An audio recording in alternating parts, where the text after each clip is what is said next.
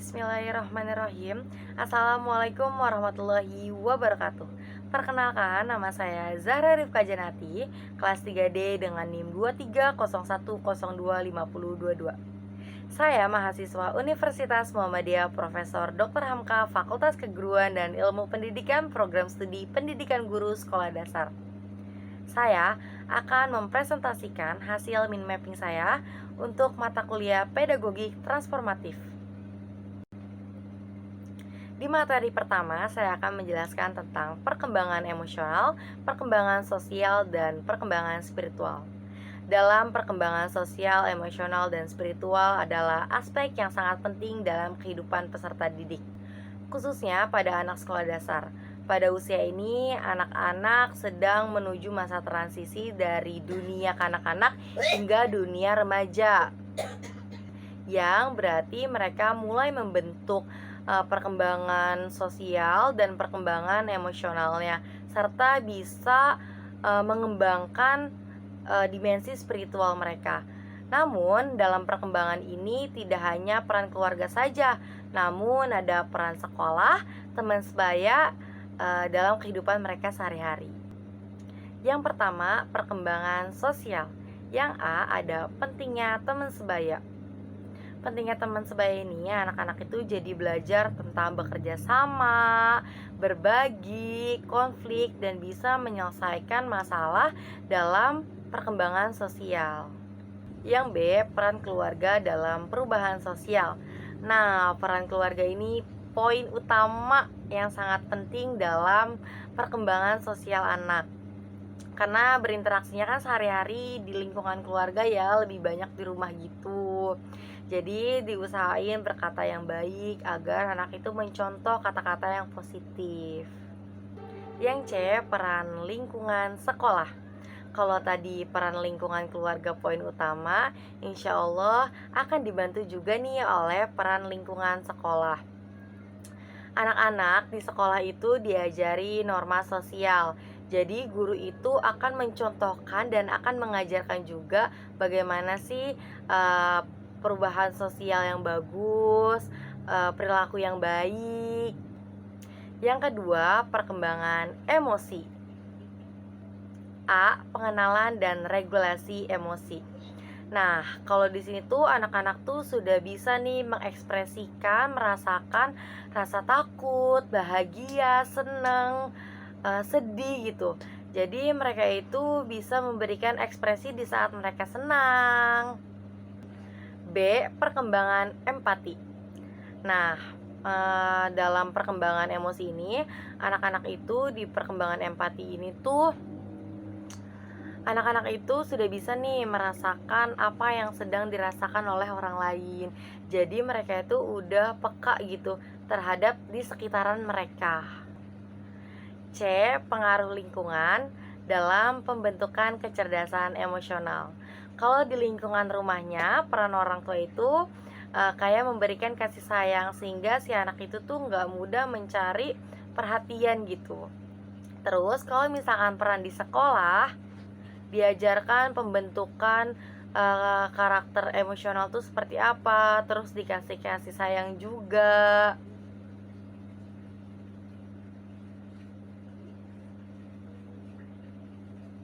Terus dikasih penghargaan perasaan setiap anaknya. Yang ketiga, ada perkembangan spiritual. Yang A, ada pengenalan nilai-nilai moral dan agama. Nah, kalau di sekolah dasar itu, insya Allah anak-anak itu dalam pelajaran agama Islam itu, anak-anak akan diajarkan nilai-nilai moral dalam agama seperti apa. Peran orang tua dalam pendidikan spiritual. Contoh kecilnya itu, anak itu sudah dididik caranya bersyukur dalam mendapatkan hal apapun. Jadi mengucapkan kalimat alhamdulillah gitu, itu udah termasuk pendidikan dari orang tua. Oke, jadi kesimpulan pada materi pertama bahwa perkembangan emosional, perkembangan sosial, dan perkembangan Spiritual adalah aspek yang sangat berkesinambungan dan sangat penting untuk menciptakan kehidupan yang sehat. Karena pada proses perkembangan ini itu mempengaruhi beberapa faktor maupun faktor internal ataupun eksternal dan memiliki keterkaitan dengan peran lingkungan, peran sekolah maupun peran lingkungan sosial. Di materi kedua, saya akan membahas tentang karakteristik Gen Z dan Gen Alpha. Generasi Z dan generasi Alpha ini adalah dua kelompok demografis yang sangat berbeda, baik latarnya dan memiliki keunikan masing-masing generasinya. Kalau Gen Z itu lahir di tahun 1997 sampai 2012, kalau generasi Alpha itu lahir pada tahun 2012 sampai 2025. Tapi masing-masing generasi ini walaupun berdekatan waktunya, tetapi memiliki perbedaan dalam membentuk karakteristik, baik karakter sosial, budaya, karakter Gen Z. Teknologi dan sosial media, yang pertama itu ada digital native. Gen Z ini adalah generasi pertama yang sepenuhnya tumbuh pada teknologi. Karena Gen Z ini tuh lahirnya itu pada saat teknologi juga lahir, bukan lahir sih, maksudnya muncul di dunia ini. Kedua, penyebaran informasi cepat. Gen Z ini cepat banget dapat informasinya, baik dari sosial media ataupun platform. Yang ketiga, kreativitas di dunia digital. Gen Z ini sering menggunakan platform kayak misalkan YouTube, TikTok, Instagram untuk mengekspresikan mereka. Contohnya itu kayak misalkan membuat seni. Selanjutnya ada kepribadian dan nilai. Yang pertama, berorientasi pada kepraktisan. Jadi Gen Z ini tuh pengennya tuh serba yang praktis, yang cepat, yang instan. Lalu yang kedua itu ada mandiri dan inovatif. Gen Z itu selalu memiliki cara dan ide-ide yang baru, dan Gen Z itu bisa menyelesaikan masalahnya itu dengan caranya tersendiri. Yang ketiga ada kepedulian, isu sosial dan lingkungan. Contohnya itu kayak perubahan iklim, kesetaraan gender, dan keadilan sosial. Lalu ada komunikasi dan interaksi sosial. Ada dua. Yang pertama, komunikasi digital. Gen Z itu suka berkomunikasi lewat chat, lewat teks. Yang kedua, mengutamakan kecepatan dan efisien. Gen Z itu mudah banget ngambil keputusan di waktu yang cepat. Selanjutnya ada pendidikan dan karir. Yang pertama itu ada pendekatan praktis dalam pendidikan.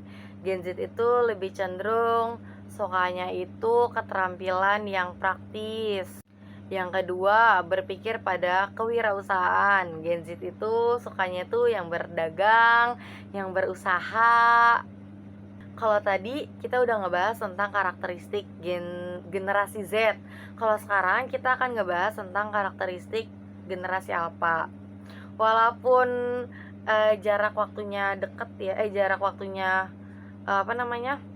berdekatan ya tahunannya gitu, tapi masing-masing kedua generasi ini tuh memiliki perbedaan. Kalau Gen Z itu lahir pada saat teknologi muncul, kalau misalkan generasi Alpha itu dibesarkan dengan teknologi yang sangat canggih. Mereka, kalau generasi Alpha itu lahirnya itu udah adanya AI, terus pokoknya alat-alat kecerdasan gitu yang ada di rumah, kayak perangkat-perangkat pinter. Terus robotika. Lalu yang kedua, pengenalan teknologi sejak dini. Kalau generasi Alpha itu masih muda itu hampir udah bisa memainkan smartphone atau tablet. Jadi mereka itu lebih cepat mudah paham tentang digital kayak main smartphone gitu daripada berbicara. Jadi kalau kalian connect generasi apa-apa ini tuh anak-anak kecil tuh main handphone, jadi jarang berbicara mengeluarkan kata-kata, tapi sudah pintar dalam teknologi mainin handphone. Selanjutnya ada kepribadian dan nilai. Yang pertama, pendidikan yang lebih terstruktur. Kalau generasi Alpha ini kayaknya tuh pembelajarannya tuh kayak abad ke-21, seperti kayak kreativitas, terus pemecahan masalah. Yang kedua, kecenderungan multitasking. Kalau generasi Alpha itu bisa melakukan dua kegiatan dalam satu hal. Contohnya belajar, nulis sambil dengerin musik. Lalu yang ketiga itu ada keterlibatan orang tua. Generasi Alpha ini agak sedikit berbeda dengan generasi yang lain-lainnya. Jadi peran orang tuanya ini sangat-sangat penting. Jadi di saat generasi Alpha itu sudah bermain gadget, sudah bermain smartphone atau tablet, itu orang tua itu harus jauh lebih mengawasi, kayak harus lebih memantau. Selanjutnya, komunikasi dan interaksi sosial. Yang pertama, generasi Alpha ini mudah berteman dengan bukan hanya saja di sekitaran kita, tapi generasi Alpha ini tuh sudah bisa berteman di seluruh dunia. Contohnya dengan kayak aplikasi Ome TV, itu kan kita bisa mencari teman di seluruh dunia ya, dunia loh, bukan di khusus negara kita. Yang kedua, lebih visual dan interaktif. Generasi Alpha ini tuh lebih suka konten-konten yang inspiratif, kayak misalkan dari TikTok, YouTube, game-game. Lalu yang terakhir adalah pendidikan karakter. Yang pertama itu adalah belajar melalui teknologi. Generasi Alpha ini tuh teknologinya sudah semakin canggih ya, jadi pembelajarannya tuh akan lebih mudah karena sudah bisa melihat ke AI. Yang kedua, karir yang belum dikenal. Kayaknya generasi Alpha ini akan bekerja pada kerjaan yang nantinya akan datang gitu. Jadi generasi Alpha nih yang menguasai kayak AI selanjutnya itu kan pasti ada kerjaan yang baru gitu ya. Ada lapangan kerja yang terbaru, itu kayaknya akan menguasai tuh generasi Alpha. Oke, jadi kesimpulan materi kedua tentang karakteristik Gen Z dan Gen Alpha adalah generasi yang sangat dipengaruhi oleh teknologi, tetapi berbeda ya karakteristiknya. Kalau misalkan generasi Z itu memanfaatkan teknologi yang sudah ada, kalau misalkan generasi Alpha itu berada di garis perkembangan zaman yang semakin canggih. Materi ketiga ini saya akan membahas tentang teori belajar humanistik, konstruktif, dan sosial. Yang pertama, teori belajar humanistik. Abraham Maslow dan Carl Rogers adalah pencetus teori humanistik. Lalu ada beberapa prinsip-prinsip teori humanistik. Yang pertama, pentingnya kebutuhan dasar. Yang kedua, fokus pada individu. Yang ketiga, pendidikan sebagai proses personal. Yang keempat, motivasi internal. Lalu ada dua penerapan teori humanistik dalam pendidikan. Yang pertama, pendidikan yang membebaskan. Yang kedua, keterlibatan siswa. Selanjutnya, teori belajar konstruktif. Ada pencetus teori belajar konstruktif, ada Jean Piaget dan Lev Vygotsky. Lalu ada beberapa prinsip belajar konstruktif. Ada pengetahuan yang dibangun secara individu, ada pengetahuan yang dibangun secara aktif, lalu konteks sosial dan budaya, pembelajaran berbasis masalah, dan pembelajaran sebagai belajar proses berkelanjutan. Ada beberapa penerapan teori konstruktif dalam pendidikan. Yang pertama itu adalah pembelajaran berbasis proyek, lalu diskusi kelompok, dan pembelajaran yang menolong penalaran. Lalu selanjutnya itu adalah teori pembelajaran sosial.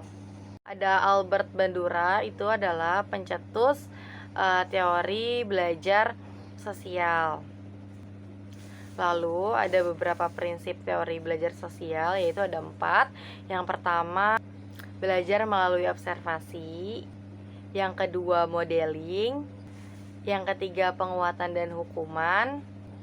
Yang keempat, proses kognitif dalam pembelajaran.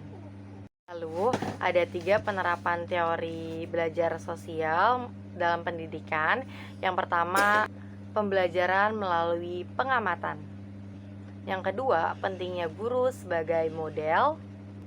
Yang ketiga, kelompok belajar dalam kerjasama.